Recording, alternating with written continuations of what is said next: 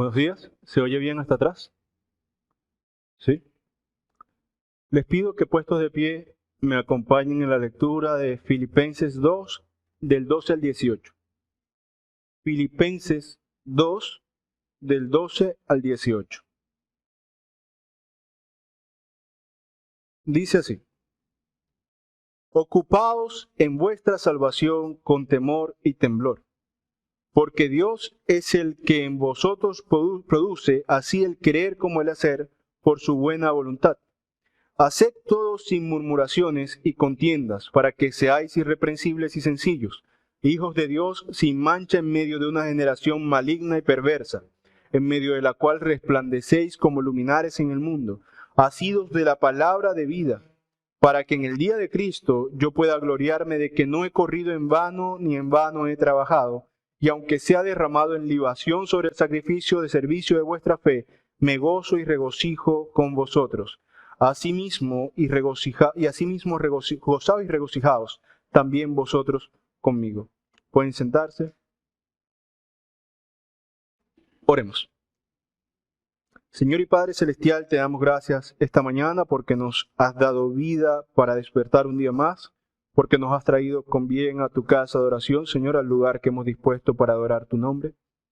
También te damos gracias por las personas que desde la distancia ven este servicio, Señor, y tienen sus corazones en una disposición de adoración a tu nombre.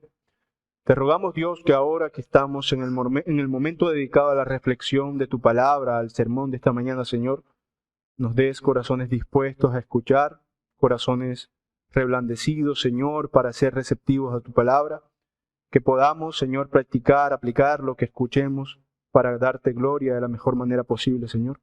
Y te pido que todo esto sea, a pesar de mis imperfecciones, que me uses como el vaso frágil que soy, Señor, para el ministerio de la grandeza de tu palabra, Señor, que será expuesta hoy. En el nombre de Cristo Jesús oramos. Amén. Es muy común, hermanos, que cuando alguien que pertenece a la religión cristiana cae en desgracia o en algún pecado público y escandaloso, sea adulterio, sea cualquier cosa, se corra la noticia con rapidez, como la pólvora. Las cabezas de los incrédulos se menean y dicen dentro de sí, y eso que se llaman santos. Y también entre los creyentes se murmura sobre el asunto de cuando algún varón de Dios cae. Y esto es un impulso quizás natural de todo humano, de todos los hombres, que puede resumirse en aquella frase del Señor Jesús que nos recuerda nuestra costumbre de mirar la paja en el ojo ajeno sin percatarnos de la viga en el ojo propio. La Biblia y la razón, la Biblia y nuestra mente, nos hacen conscientes de nuestros defectos. Sabemos, como diría Santiago, que estamos sujetos a pasiones, que somos muchas veces como mulas tercas que se apartan del camino. Por esto deberíamos constreñirnos, sentir apretados nuestros corazones por causa de nuestras maldades y alejarnos de ellas. Debería ser característica del cristiano alejarse de sus maldades cuando las identifica. Sin embargo, aunque los humanos somos lentos para discernir nuestras propias culpas, nos excusamos constantemente y creemos ser justos en nuestra propia opinión de manera continua, nosotros los creyentes hemos sido llamados a una dignidad superior, a una vida virtuosa, no por la paga, sino por la virtud misma. Entiéndase, hemos sido llamados al bien, a hacer el bien y a vivir bien, pero por el bien mismo, no por lo que podamos obtener por hacer el bien, no por los premios, sino por lo bueno que es ser bueno, simplemente. Esto nos debe recordar la condición de la cual fuimos sacados por parte del Señor y la dignidad en la que hemos sido ahora puestos cuando hemos creído por parte del Señor también. Estas dos verdades deben ser cruciales o son cruciales en la práctica cristiana. Por un lado, la condición en la que estábamos antes de creer y la condición en la que estamos luego de creer. Y creo que estas dos verdades son bien ilustradas en esta pequeña parábola que les voy a narrar. Dice así la parábola: un hombre tenía 2 hijos, y el menor de ellos dijo a su padre: Padre, dame la parte de los bienes que me corresponde, y les repartió los bienes. No muchos días después, juntándolo todo el hijo menor, se fue lejos a una provincia apartada. y allí desperdició sus bienes viviendo perdidamente. Y cuando todo lo hubo malgastado, vino una gran hambre en aquella provincia, y comenzó a faltarle. Y fue y se arrimó a uno de los ciudadanos de aquella tierra, el cual le envió a su hacienda para que apacentase cerdos, y deseaba llenar su vientre de las algarrobas que comían los cerdos, pero nadie le daba. Y volviendo en sí dijo: ¿Cuántos jornaleros en casa de mi padre tienen abundancia de pan, y yo aquí perezco de hambre? Me levantaré e iré a mi padre, y le diré: Padre, he pecado contra el cielo y contra ti, ya no soy digno de ser llamado tu hijo. Hazme como a uno de tus jornaleros. Y levantándose vino a su padre. Y cuando aún estaba lejos, lo vio su padre, y fue movido a misericordia. Y corrió y se le echó sobre el cuello, y le besó.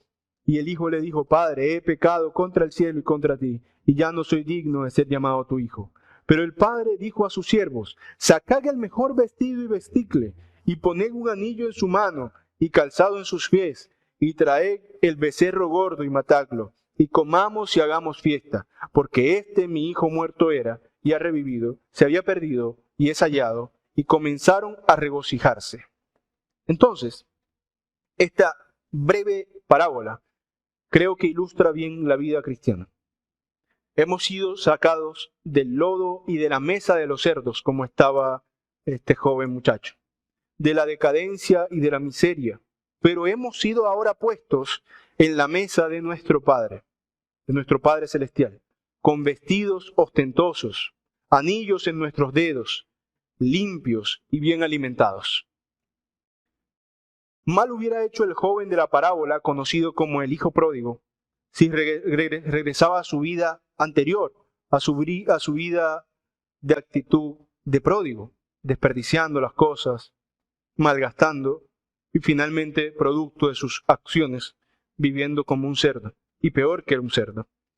Creo que el mismo joven que vivió desordenadamente se espantaría ante la posibilidad de volver a ese lugar, de irse nuevamente de casa de su padre y volver a desear la comida de los cerdos. Y esta debería ser nuestra condición mental, quiero decir, la disposición que tenemos frente al Evangelio. Espantarnos de nuestro pecado y perseguir la santidad.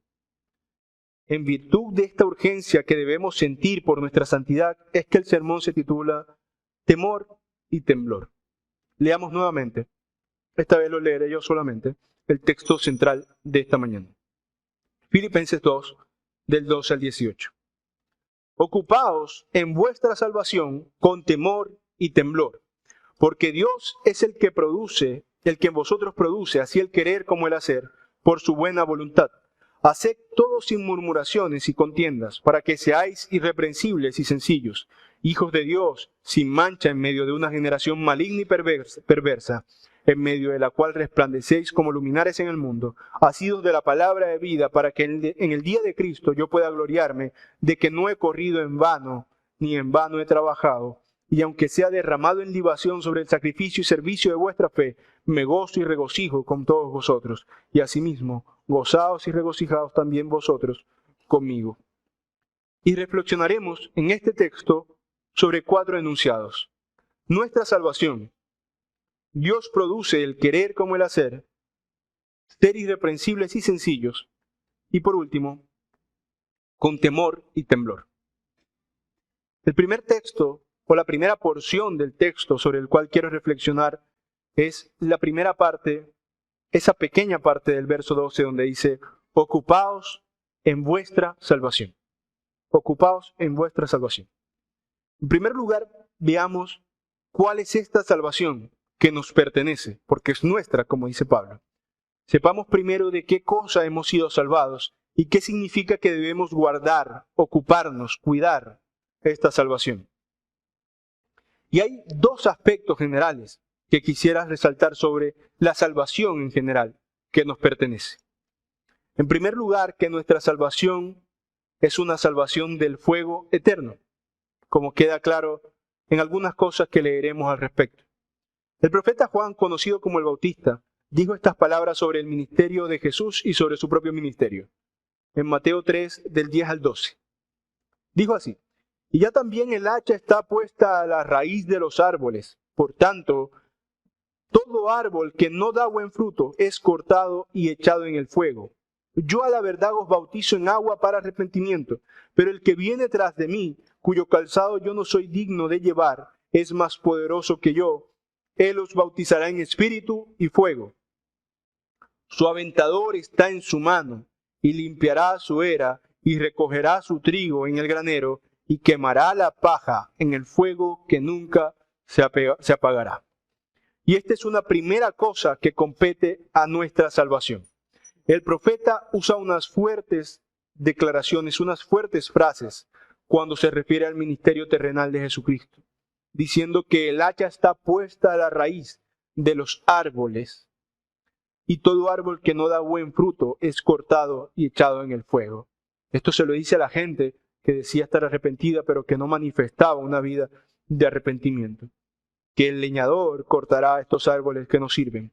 Luego dice que Jesucristo tiene el aventador, el rastrillo a la mano, y limpiará su campo para recoger el trigo y quemar la paja.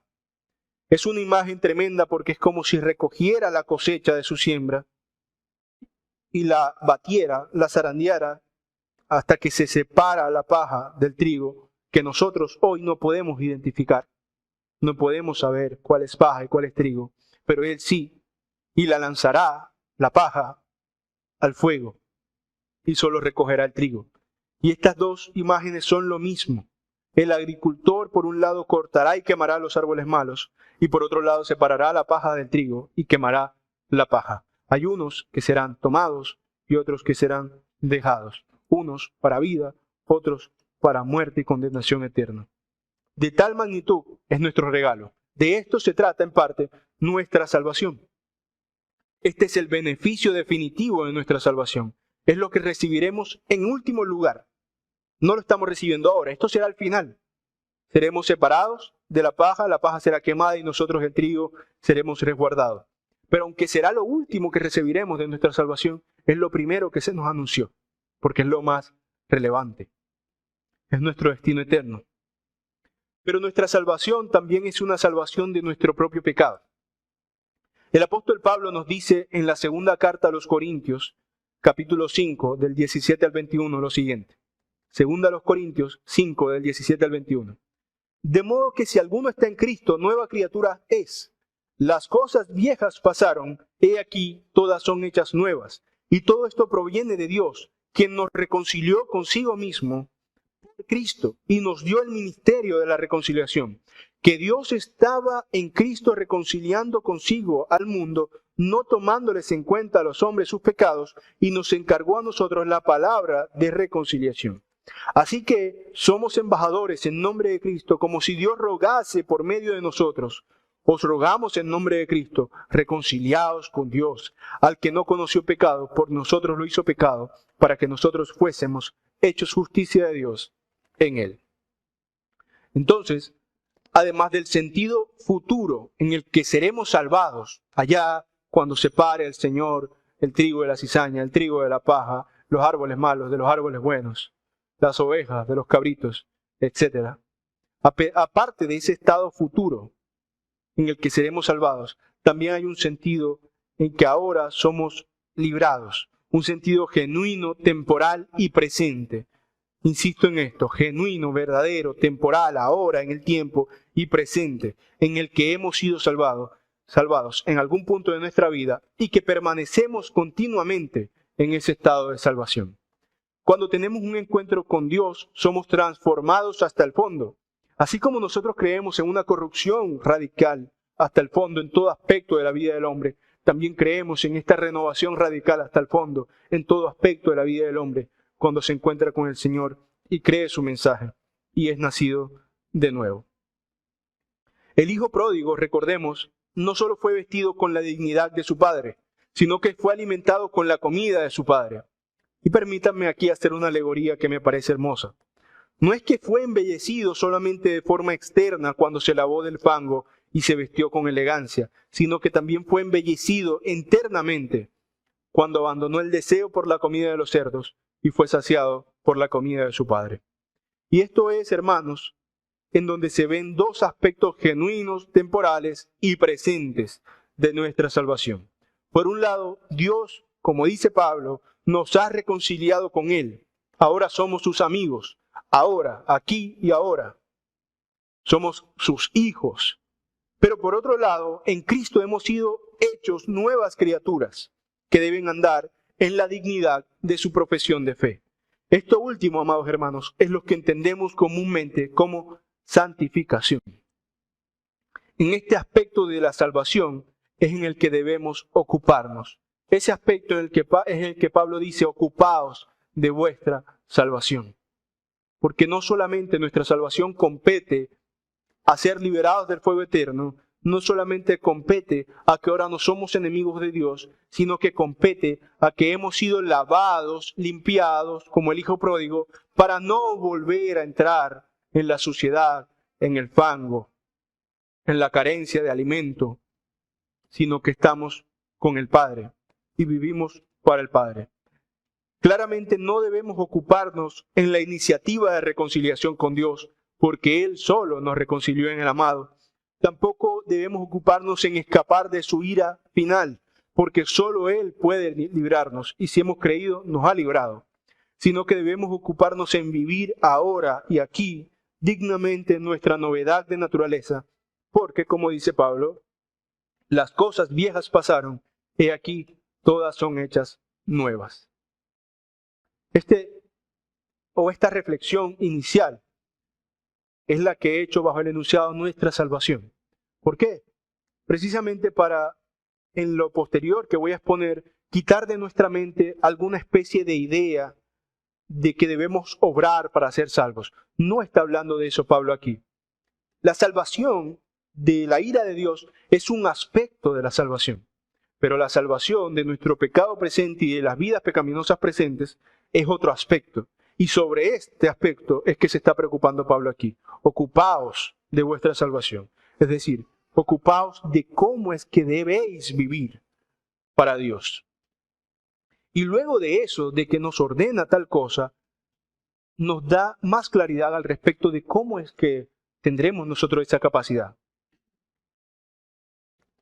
Y en la misma parte que leí del 12, pero continuando con el 13, dice así: ocupaos en vuestra salvación, y en el 13, porque Dios es el que en vosotros produce, así el querer como el hacer, por su buena voluntad.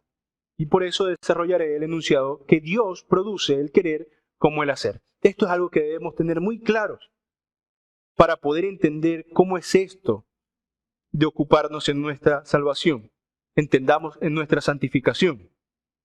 Y es claro que la vida cristiana requiere santidad del que la vive. Sabemos que no hemos hecho nada para ser salvados, sino que la salvación es un don divino, pero que, como insistía Juan el Bautista, nuestra vida debe ser el reflejo de nuestra profesión de fe. Y esto es, como dijimos, la santificación. Una vez liberados de la esclavitud del pecado, podemos andar en nueva vida y vivir como es conveniente de esta nueva vida. Una vez liberados de la esclavitud del pecado, podemos agradar a nuestro Dios. Pero no solo eso, sino que una vez hemos sido liberados de la esclavitud del pecado, debemos vivir vidas agradables a nuestro Dios. No es opcional. Se nos dificulta vivir con virtud, y eso es claro. Para nosotros es difícil vivir estas vidas que se nos demandan. Caemos frecuentemente. Pero empecemos porque debe haber en nuestras conciencias esa necesidad. Al menos si empezamos por allí, estamos empezando bien. Yo sé que caeré, yo sé que se me dificulta, pero he entendido que debo vivir santamente. Si lo he entendido, voy caminando en buen camino. Estas son demandas muy grandes y que pueden parecer pesadas, pero veamos una historia aleccionadora sobre estas demandas y que de repente nos pueden servir para ver que, aunque son pesadas, el Señor las aligera. En Mateo 19, del 16 al 29, está este pequeño relato. Dice así: entonces vino uno y le dijo a Jesús: Maestro bueno, ¿qué bien haré para tener la vida eterna? Y en el 17, en la última parte, dice: si quieres entrar en la vida, guarda los mandamientos. Le dijo, ¿cuáles? Y Jesús dijo, no matarás, no adulterarás, no hurtarás, no dirás falso testimonio. Honra a tu padre y a tu madre y amarás a tu prójimo como a ti mismo. El joven le dijo, todo esto lo he guardado desde mi juventud. ¿Qué más me falta? Jesús le dijo, si quieres ser perfecto, anda, vende todo lo que tienes y dalo a los pobres, y tendrás tesoro en el cielo. Y ven y sígueme. Oyendo el joven esta palabra se fue triste, porque tenía muchas cosas. Entonces Jesús dijo a sus discípulos, de cierto os digo que difícilmente entrará un rico en el reino de los cielos. Otra vez os digo que es más fácil pasar un camello por el ojo de una aguja que entrar un rico en el reino de los cielos, en el reino de Dios. No quiero enfocarme demasiado en la primera parte. Es claro que el joven tenía puesto su corazón en las riquezas. Pero no quiero centrarme demasiado en eso, sino en esto que viene luego, en el 25. Sus discípulos, oyendo esto, se asombraron en gran manera, viendo las demandas morales que tiene la verdad de Dios sobre nosotros y la vida cristiana sobre nosotros, se asombraron en gran manera, diciendo, ¿quién pues podrá ser salvo? Y mirándolos Jesús les dijo, para los hombres esto es imposible, mas para Dios todo es posible.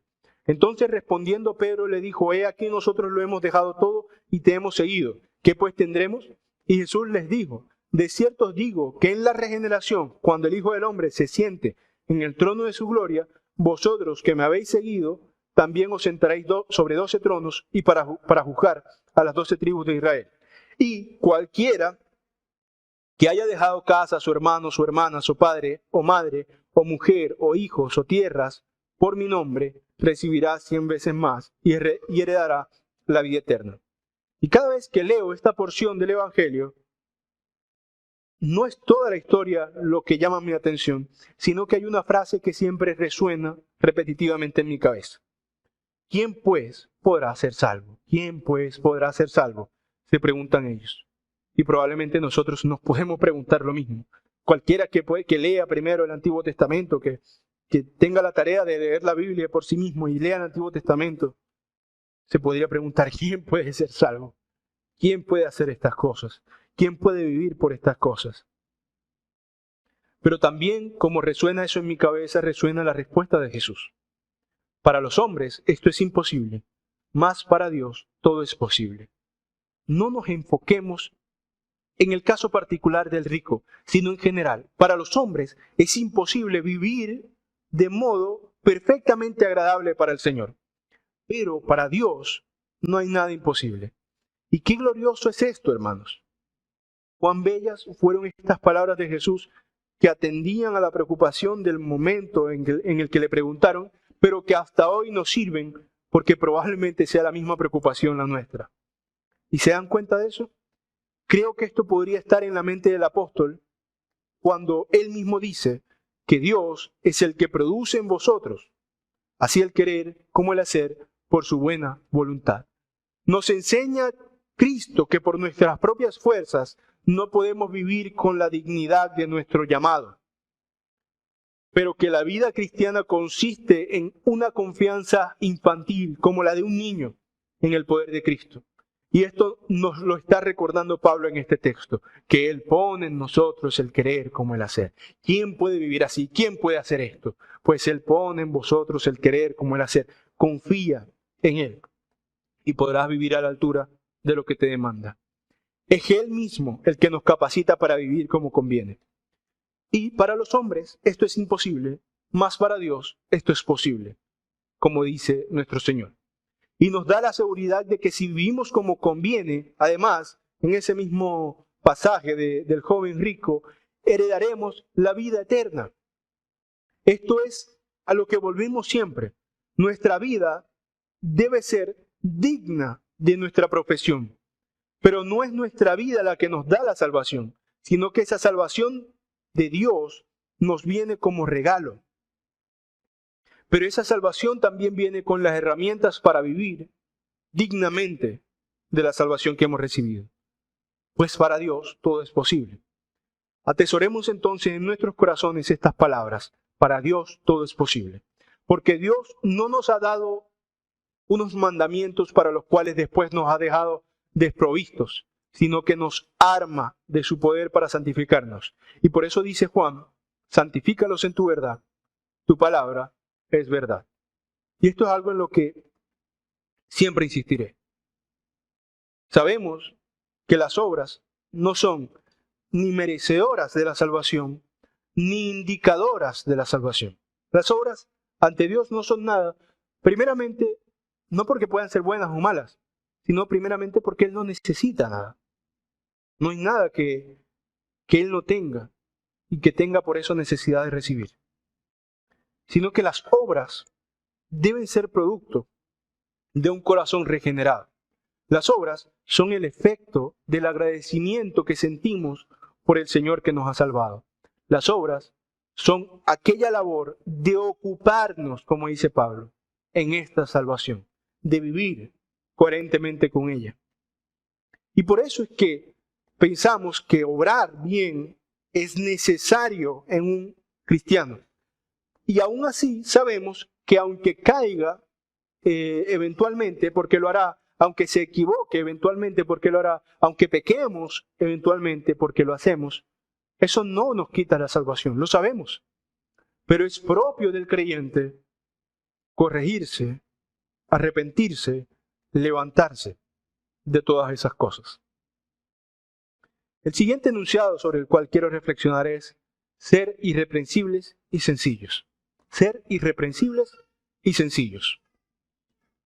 En el mismo capítulo que estamos leyendo, desde el verso 14 hasta el 18, dice así: haced todo sin murmuraciones y contiendas, para que seáis irreprensibles y sencillos, hijos de Dios sin mancha en medio de una generación maligna y perversa, en medio de la cual resplandecéis como luminares en el mundo, asidos de la palabra de vida, para que en el día de Cristo yo pueda gloriarme de que no he corrido en vano, ni en vano he trabajado. Y aunque sea derramado en libación sobre el sacrificio y servicio de vuestra fe, me gozo y regocijo con vosotros, con todos vosotros. Y asimismo, gozaos y regocijaos también vosotros conmigo.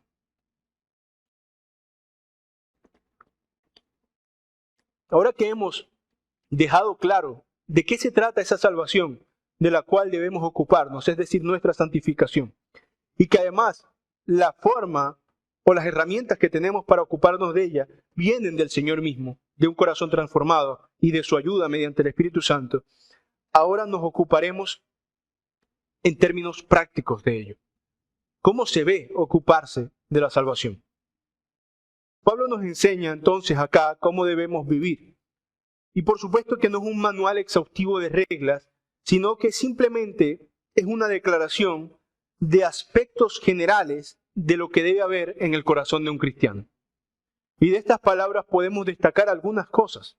Por ejemplo, en el verso 14 dice: haced todo sin murmuraciones y contiendas.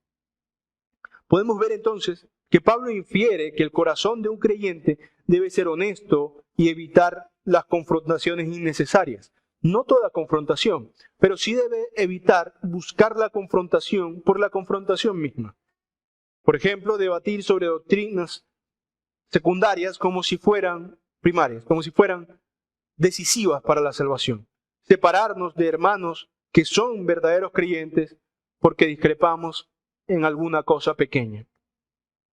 Evitar la confrontación que no tenga como motivo o que no tenga como efecto final edificación. Si no es por edificación, el creyente debe mejor retraerse, detenerse.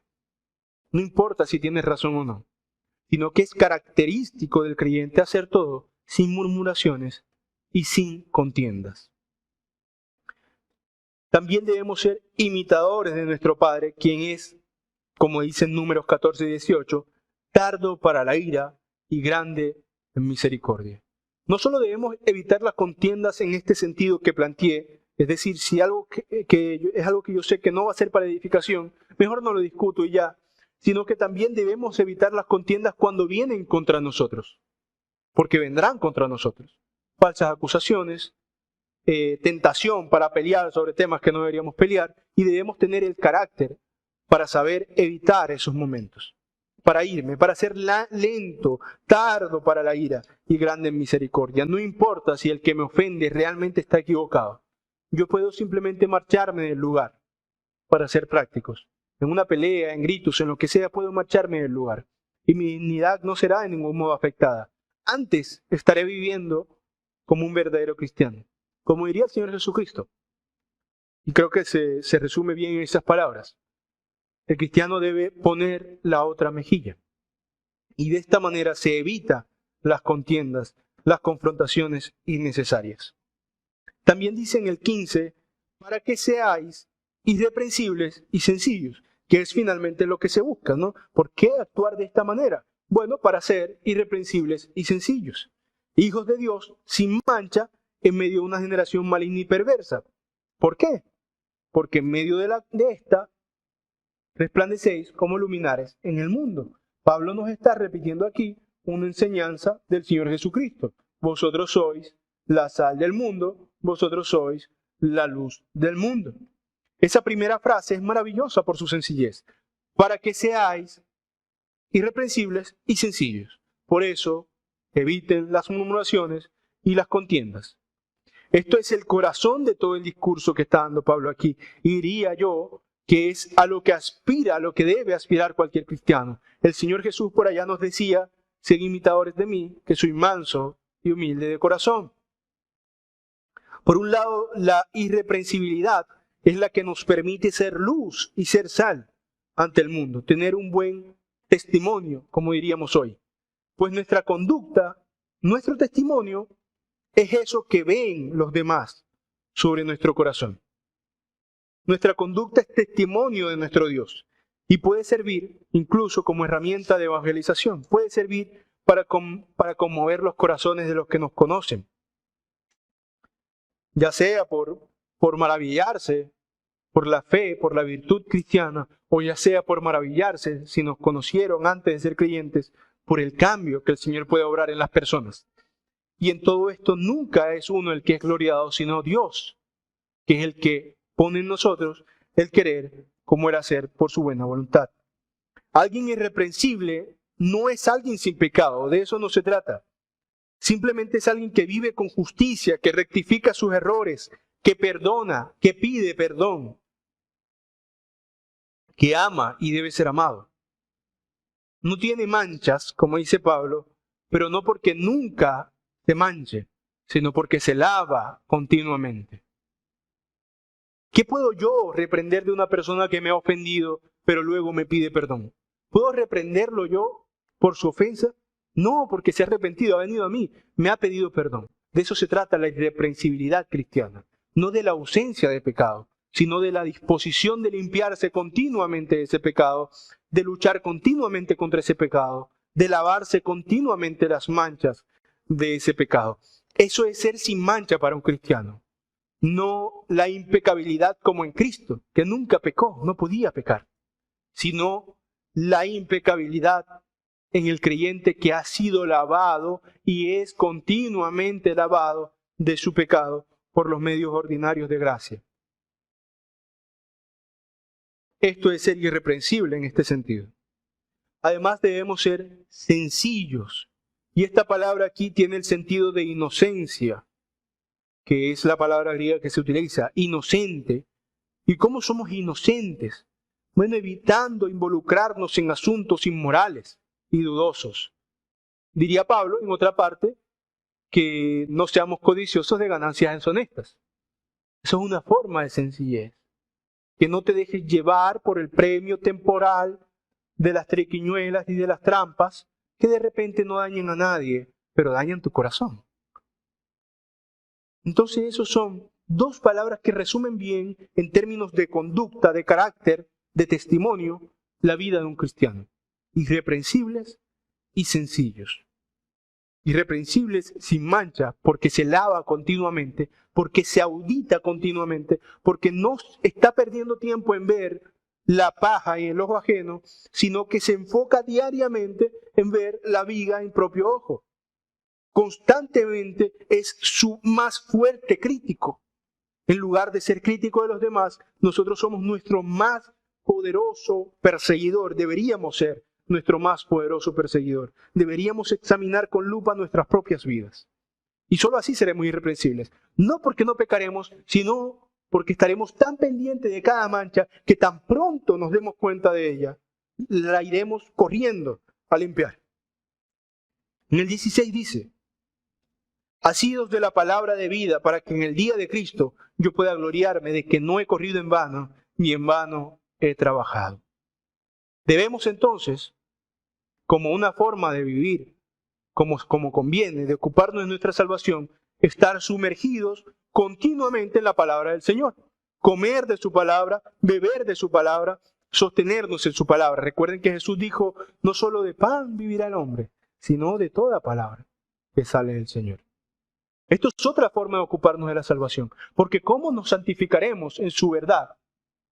Si, como dice Juan, su palabra es verdad y no leemos su palabra, no estudiamos su palabra, no nos sumergimos en su palabra y no somos interpelados por su palabra. Porque la mejor forma de ser el mejor investigador sobre nosotros mismos es investigarnos a la luz de las Escrituras, tomar decisiones a la luz de las Escrituras y buscar a Dios como conviene según las Escrituras. Y por eso dice Pablo: asidos de la palabra, para que después yo no haya trabajado en vano. Porque yo no trabajé, diría Pablo, para que ustedes sean santurrones, para que crean que tienen la justicia en su propia opinión. No, sino para que estén tomados, abrazados de la palabra, porque es la palabra la que los guiará a toda verdad y a toda justicia. Y no ninguna filosofía de hombre, sino solamente la palabra. Esto es otra manera de ocuparnos de nuestra santificación. La lectura continua, consistente y rigurosa de las Escrituras. Diría yo que no solo es la lectura de las Escrituras, sino el estudio de las Escrituras. Por allí en las clases de hermenéutica que se han dado acá en la iglesia, hemos recalcado eso. No es leer las Escrituras como quien lee el periódico para estar informado de lo que pase ya, sino estudiar las Escrituras, examinarlas, escudriñarlas, como decía Jesús. Ver cada cosa, cada atisbo de ella, ver qué puedo aprender de ella, ver cómo ella me enseña y cómo ella me transforma. Y en el 17 al 18 dice: y aunque sea derramado en libación sobre el sacrificio y servicio de vuestra fe, me gozo y regocijo con todos vosotros, y asimismo gozaos y regocijaos también vosotros conmigo. Y esta última porción es particularmente llamativa porque acá en el 17 Pablo ya no está hablando de nosotros, de sus receptores, sino de él mismo en esta parte. Él dice algo sobre su persona, pero considero que aunque lo dice de él, deberíamos hacerlo nuestro también y decirlo nosotros de nosotros mismos. Y es otra forma de ocuparnos de nuestra salvación. Él está urgido de que sus hermanos vivan santamente. Y él está dispuesto a, como dice allí, derramarse en libación por ellos, en ofrenda por la santidad de sus hermanos, a entregarse diariamente al apoyo de sus hermanos en su vida comunitaria. Eso es otra forma de ocuparnos de nuestra salvación. Ver por la salvación del otro. Entregarse diariamente por la santidad comunitaria. Y esto es muy importante, debemos vivir con sacrificio y así viviremos santamente. Esto es ocuparse de la salvación, porque es una salvación no tan solo individual, sino colectiva. Yo he sido salvado y estoy siendo salvado de mi propio pecado, pero cada uno de ustedes también, y cada uno tiene sus propias dificultades, sus propias luchas, que son distintas a las mías, y sobre las cuales yo debería, y ustedes deberían, desear derramarme en libación por el otro. Debe ser motivo, además, de gozo. Eso es otra forma de ocuparme de la salvación, el gozo. No todo es la investigación rigurosa sobre mi propio carácter, sino gozarme porque finalmente a cada tramo, por las noches, aunque yo he sido mi más fuerte crítico, puedo descansar en que aunque hay errores que no conozco y otros que me cuesta corregir, el Señor me ha salvado y el Señor me mantiene en su rebaño. Por último, quiero desarrollar de forma muy corta el enunciado con temor y temblor. Eso está en el verso 12. Ocupados en vuestra salvación con temor y temblor. Me pareció oportuno reflexionar sobre esta pequeña frase final. Con temor y temblor, que es el título del sermón de hoy, temor y temblor, porque es bastante descriptiva de cómo debemos relacionarnos con nuestro Padre Celestial. Son palabras muy conocidas para los judíos. En el Salmo 2:11 dice, servid a Jehová con temor y alegraos con temblor. En el Salmo 119:120 dice, mi carne se ha estremecido por temor de ti, y de tus juicios tengo miedo. Esta idea de temor y temblor es una idea de solemnidad, de profundidad, de conciencia. Se nos dice que nos ocupemos de nuestra salvación, es decir, de nuestra santidad, con profundidad, solemnemente, sintiendo el peso sobre nuestras cabezas de nuestro llamado. Que nuestros corazones clamen, por lo cual, por amor a Cristo, me gozo en las debilidades, en afrentas, en necesidades, en persecuciones, en angustias, porque cuando soy débil, entonces soy fuerte, como clamó Pablo. Este temor y temblor lo sintió Abraham al intentar sacrificar a su hijo y recibió provisión. Este temor y temblor lo sintió Job al ver que Dios era mucho más de lo que él se imaginaba, mucho más de lo que él había experimentado y que su poder era inestimable, y recibió más de lo que había perdido. El temor y temblor lo sintió Pablo camino a Damasco y fue más grande de lo que él nunca pensó que hubiera sido. Lo sintió Isaías en su llamamiento, Moisés frente a la zarza, Pedro al ser hallado sin ropa en la barca. Y cada uno con temor y temblor se acercó a Dios y con temor y temblor se santificó para Dios, para poder ser hallados justos delante de Él en virtud de su fe en Cristo, para poder ser hallados dignos y que no tengan que ser avergonzados en el día final, para, como dice Pablo, no haber corrido en vano, vivían con temor y temblor delante del Señor. Y este temor y temblor, hermanos, no es más que el retumbar en nuestras conciencias ante la santidad de Dios que nos dice, aún no has llegado a la meta, pero Dios te ama en tu debilidad. Como padre a su hijo te ha acogido en amor, es el más grande merecedor de tu respeto. Ese es el temor y temblor que tenemos ante Dios. Como conclusión, hermanos míos, vivamos entonces con la dignidad de la profesión de nuestra fe. Acerquémonos al trono de gracia para ser asistidos por Dios en nuestras luchas, porque las tendremos. Peleemos ferozmente contra nuestro pecado, porque no venceremos fácilmente. Consolémonos los unos a los otros, porque nos necesitamos. Nuestra salvación es personal, claro, pero nuestra experiencia cristiana es comunitaria. Por eso estamos aquí hoy. Por eso no estamos cada uno en nuestras casas, sino que nos reunimos en torno a un mismo sitio y a un mismo motivo: adorar a nuestro Dios. Ocupémonos entonces de nuestra común salvación, de nuestra santidad corporativa. Levantemos al caído y pidamos también, cuando nosotros caemos, que nos levanten. Este es el mensaje del Evangelio, que el hombre está en muerte espiritual y caminando hacia la condenación eterna, pero que Dios envió a su Hijo Cristo para santificarse, para sacrificarse por la humanidad, de modo que todo aquel que en Él crea no se pierda, mas tenga vida eterna, pero viva conforme a sus mandamientos, a los de Cristo. Y todo el que aún no ha creído puede venir a Él también. No solo es para nosotros este mensaje. Precisamente nosotros estamos aquí porque alguna vez recibimos este mensaje. Y en virtud de ese mensaje queremos vivir. Yo sé que todos queremos vivir conforme a Dios nos pide. Yo sé que es una lucha continua en nuestros corazones.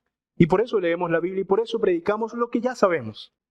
No hemos dicho ni pretendemos aquí decir nunca nada nuevo. Dios nos libre de decir cosas nuevas, sino que debemos ser como un pájaro carpintero al arbolito en nuestras cabezas, recordando lo que a veces se nos olvida.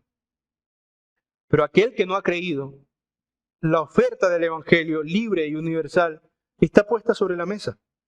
Y puede venir a adorar al Señor y Él lo salvará, porque todo aquel que cree en Cristo y en su obra no se perderá, sino que tendrá vida eterna.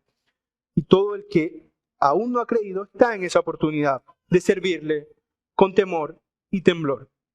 Pero un temor y temblor cristiano, reverencial, como de todos esos varones que mencionamos. Porque sí llegará el día en que ya no podrá acercarse el incrédulo al Señor, en el día final.